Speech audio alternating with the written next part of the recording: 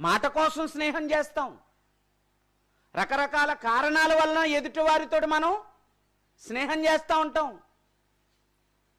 మనుషులు అనుకుంటారట, ఎక్కడో ఉన్నాడు కదా, కనపడ్డు కదా, లేడు కదా, మన మధ్య లేడు కదా, ఆయనతో సహవాసం చేస్తే మనకేంటి ప్రయోజనం అనుకుంటారట. కానీ ఆయన పైన చెబుతున్నాడు ఏమని, 22:21లో, ఆయనతో సహవాసము చేసిన ఎడల నీకేం కలుగుతుంది? సమాధానం. ఇంతకీ దేవుడు మనుషులతో సహవాసం చేస్తాడా? అవును. మనిషితో దేవుడు సహవాసం చేస్తాడు, చేసి అతనికి సమాధానాన్ని అనుగ్రహిస్తాడు. ఇంకేమిస్తాడట?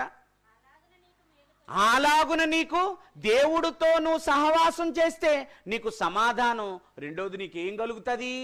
మేలు కలుగుతుంది. మనుషులతో సహవాసం చేస్తేనే చాలామందికి ఏం కలుగుతుంది? మేలు కలుగుతుంది. ఇందులో మేలు కలిగించే వాళ్ళు ఉంటారు, సహవాసం వల్ల కీడు కలిగించే వాళ్ళు కూడా ఉంటారు. కానీ దేవుడు మాత్రం మనిషి లాంటి వాడు కాడు. ఆయనతో సహవాసం చేయటం వల్ల ఆయన నీకు చేతనైనంత వరకు ఏం చేస్తాడు? మేలే చేస్తాడు.